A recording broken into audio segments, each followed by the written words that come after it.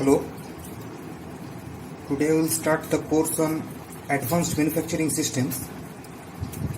The course is very important for the students of Mechanical and Production Engineering.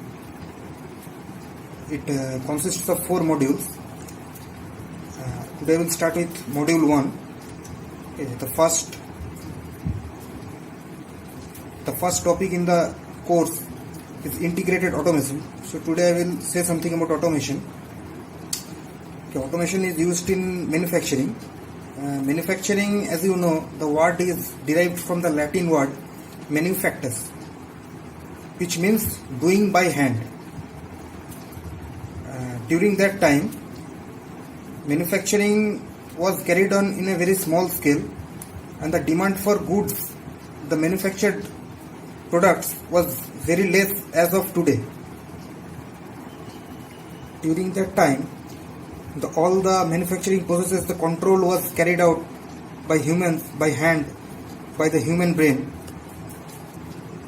But today we use machines for large scale manufacturing, and the machines are controlled by computer systems, by automated control, and you can see that mechanization plus control which forms automation. As you can see from the definition of automation, automation can be defined as the term which is applied to all measures taken which will cause a process to be carried out wholly or partly according to the previously set program without the intervention of human activity for its control. So the whole process will be carried on according to a previously set program. The control is provided by replacing our brain, our memory, our nerves, our bones, our muscles, our tendons are replaced by mechanization, and our brain, memory, nerves are replaced by the control. Okay. So this is a trend of science and technology which causes the process to be carried out according to the previously set program without the intervention of human activity for its control. Truly automated system must have, that means it must fulfill these 3 criteria, which are: number 1, the ability to make a decision, ability to carry out these decisions, and the ability to evaluate and correct performance. Actually, this is what we do in our day-to-day life. Okay, now suppose we say that I have an object in my hand, like this pen, and now I have to put the pen from here to here. Okay, now we have to decide in which path we want to keep the pen, either in this way or in the straight manner. Now we have to ensure that the pen is kept in a straight way so that time can be saved and also our energy, and not in the other way around. Okay. Now suppose we have to put a screw in a screw hole. Now from the ocular control, from the eyes, the instructions is going to our brain through sensory pathways. Now our brain takes the decision how to put the screw in the hole, and through the sensory pathways again it sends instructions to our hands, that is our muscles, to carry on this decision.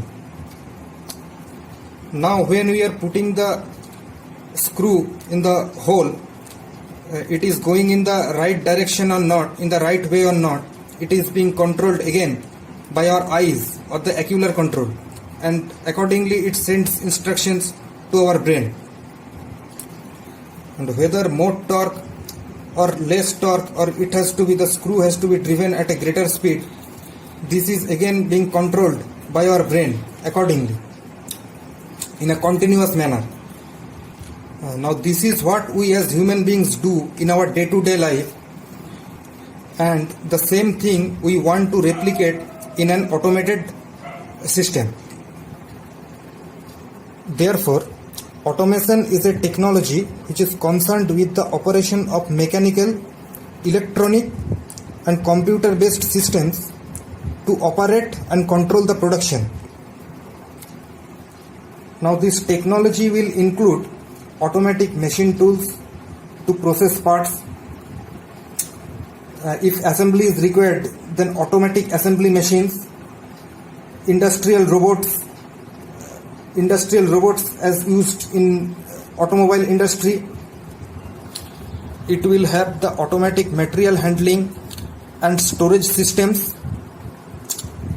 This means that when a product is processed in a machine, then it has to be carried to the next machine for subsequent operation, and this is being carried out by different things like industrial trucks, conveyors, belts, and these are being controlled by computer systems or from one workstation to another workstation. Now this is a very important part in automation, because the material handling system has to ensure that the material is being transported in a proper orientation. So it has a great role to play in automation systems. Next is the automatic inspection systems and quality control. Now these inspection systems are inbuilt in the most of the modern machines, because when a product is being produced, it has to be subsequently inspected by the machine, and the feedback is being generated. In case of assembly, whether it is doing the assembly in a right manner or not, the feedback will be given to the machine, the signals will be generated, and the feedback will be given to the machine itself, so that the machine itself can correct. These are called as feedback systems. Next is feedback control and computer process control. We'll discuss these systems, feedback systems, in details later. We'll start from where we have left off. Now, what is the difference between automation and mass production? So automation begins, we can say that automation begins where mass production leaves off. But what I mean to say is that the automation is mass production applied to the point where the substitution of human labor and human control by mechanical labor and mechanical control is made complete or nearly complete. Automation is a changeover from mass production, and this will not come overnight. It will come gradually. So many of the techniques of the mass production will be used in the automation systems. So we cannot throw up the processes of mass production, and many will be used in the automated systems. But the main thing is that it is the substitution of the human labor and human control by mechanical labor and mechanical control, which is either complete or nearly complete. So now the question arises that the automation will create widespread employment or not. It is a very widely asked question. So we can have argument for and against this issue.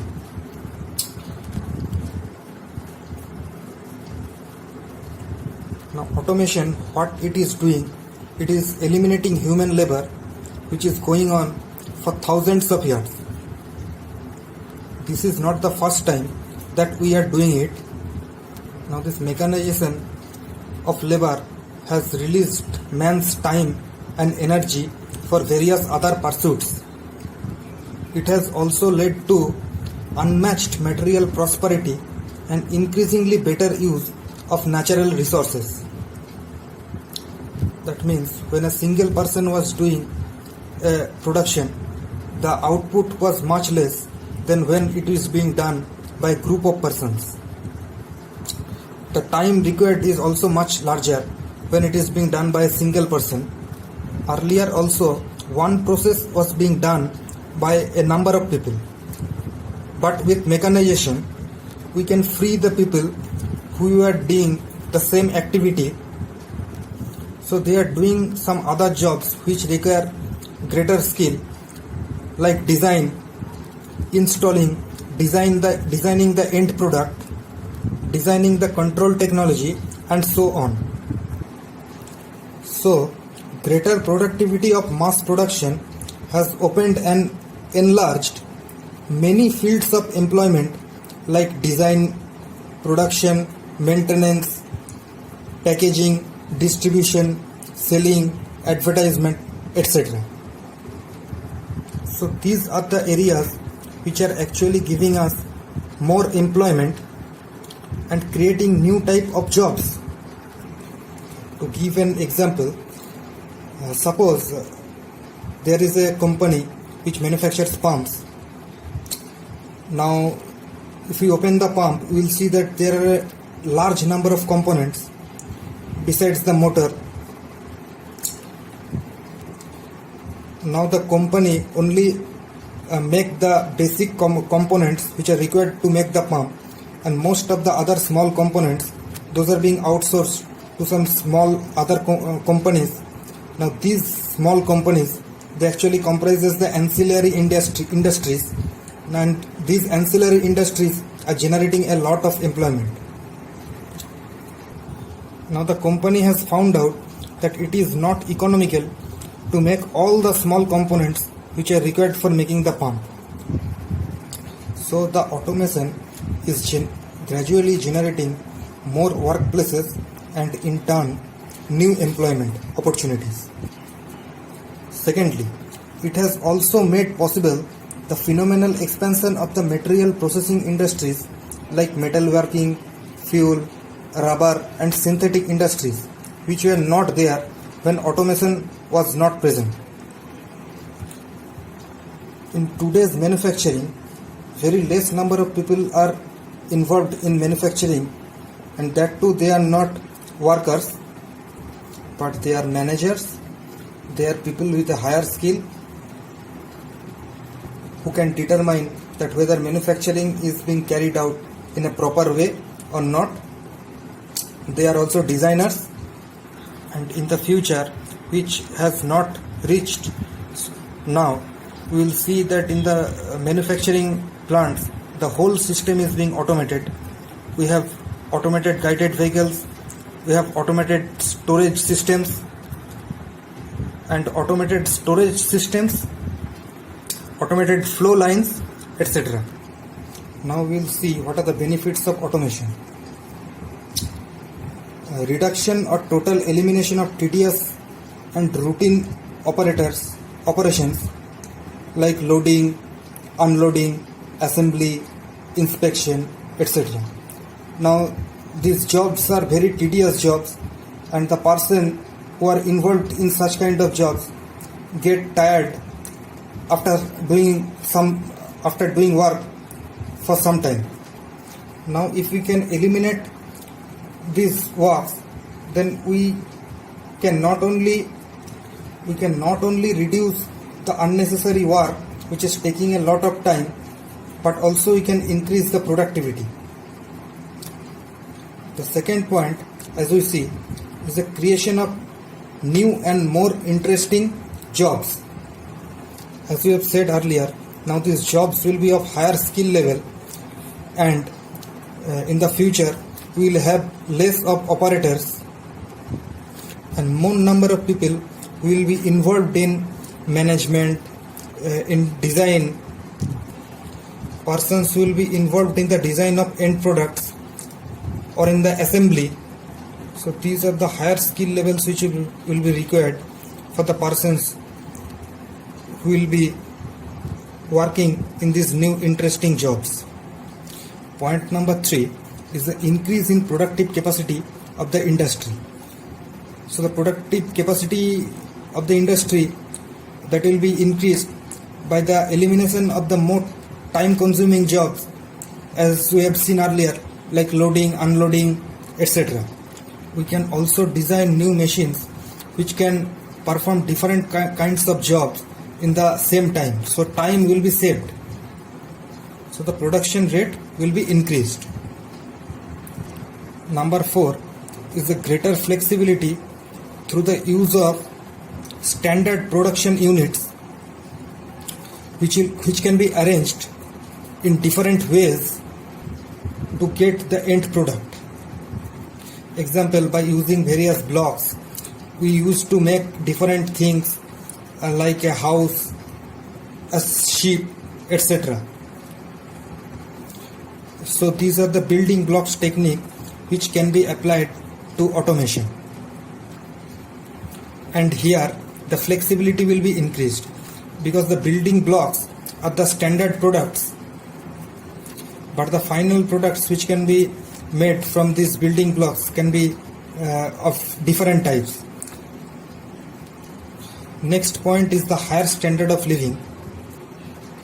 If the automation is used correctly, in that case we can increase the production rate and we can eliminate the time consuming processes, and in this process we are increasing the profit of the company, and this profit, when distributed among the persons who are involved in the process, the overall standard of living of the person will be higher. So this is the answer to the question whether automation will create unemployment. So now we will see the reasons for automation. The first point is the increased productivity, which means greater output per hour of labor input. It will also decrease the price level as well. It will also increase, as we have seen in the last point, that it will increase the standard of living. Second point is high cost of labor. Now when we have high cost of labor, then only we can justify the high investment in the machines that we use in automation, because the automatic equipments, they are very expensive. Third point is the labor shortages. The shortage of labor actually forces us to go for automation. Fourth point is trend of labor towards service sector like insurance, personnel, legal, sales. So we have shortage of people which are involved in the manufacturing sector, which also justifies for automation. So that is one of the reason for automation. Fifth point is safety.